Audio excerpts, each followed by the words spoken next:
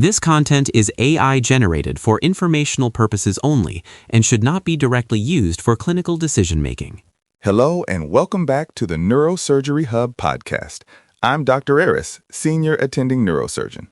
And I'm Dr. Alara, Research Fellow. Today we're looking at a fascinating new study from the journal Scientific Reports, published in 2026, titled Predictive Value of Preoperative T1 Slope minus Cervical Lordosis for Clinical Outcomes After Standalone Laminectomy in Elderly Degenerative Cervical Myelopathy. This is a timely topic, Ilara.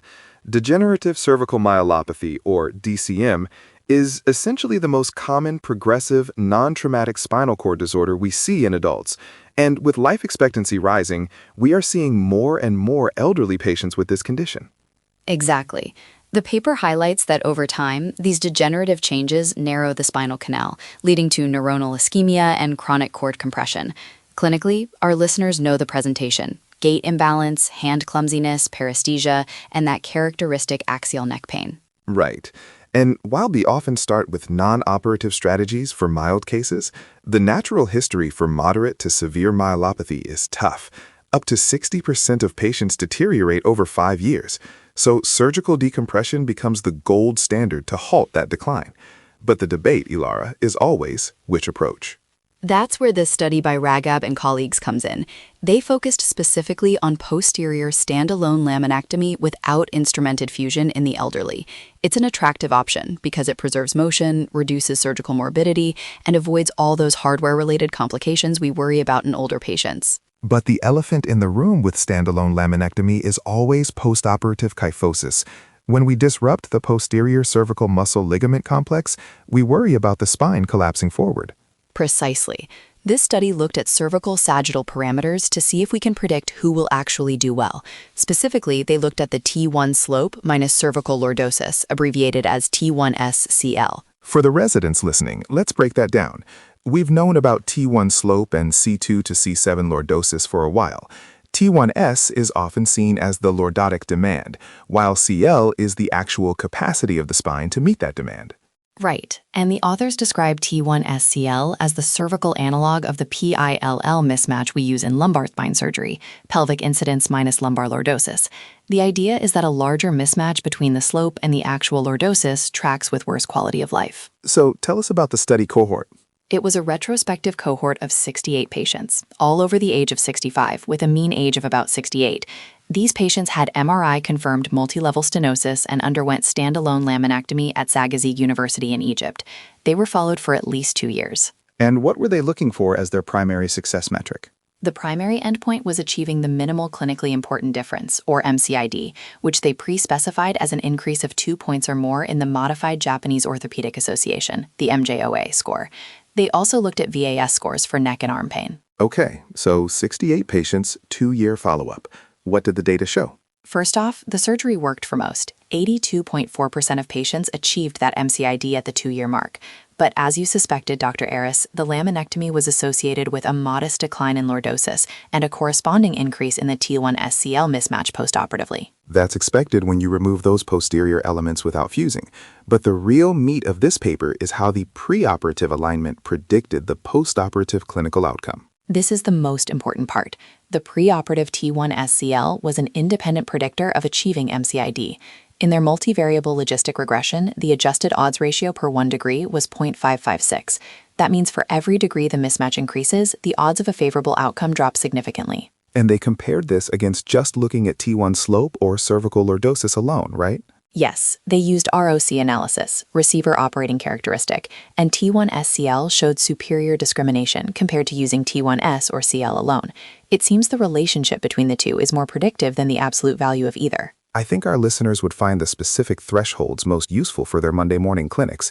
Did the study suggest specific numbers? They actually proposed a 2-threshold strategy. For a favorable outcome, a preoperative T1SCL of 16.5 degrees or less showed a specificity of 91.7% and a positive predictive value of 97.2%. 97%?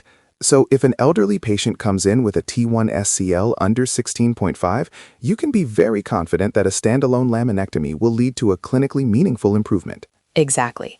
On the flip side, they found that a preoperative T1 SCL greater than 20 degrees provided a strong sensitivity, 94.6%, for identifying those who would have a poor outcome. That is a very narrow window between 16.5 and 20 degrees.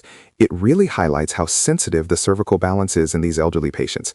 If they are already in a state of high mismatch or lordotic insufficiency before you even pick up the drill, removing the posterior tension band is likely to push them over the edge. The authors note that while higher T1 slope has been linked to greater loss of lordosis in laminectomy studies, those results have been inconsistent.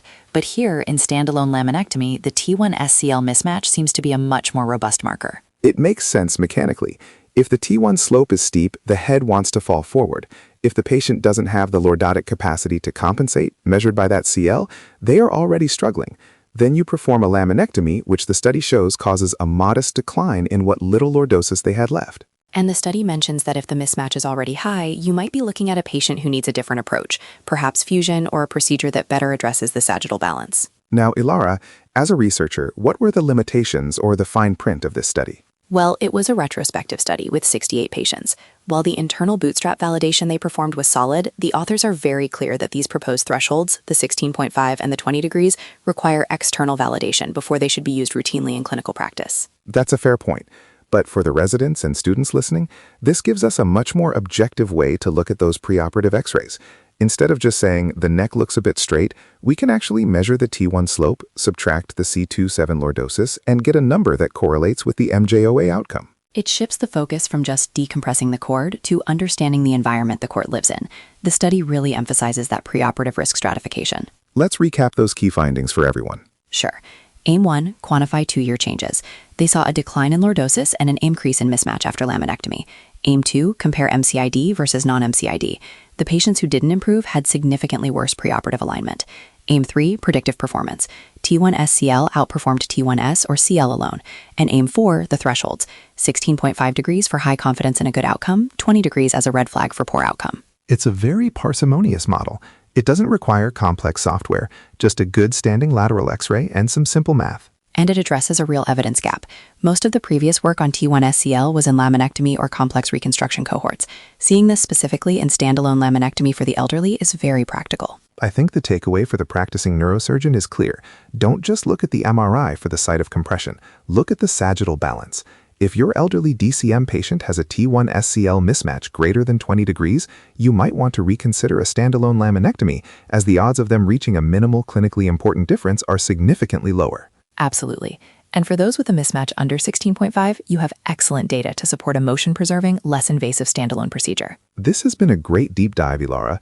It's always satisfying to see these biomechanical principles translated into actionable clinical thresholds. Agreed. It's about making smarter, data-driven decisions in the OR. That's all the time we have for today.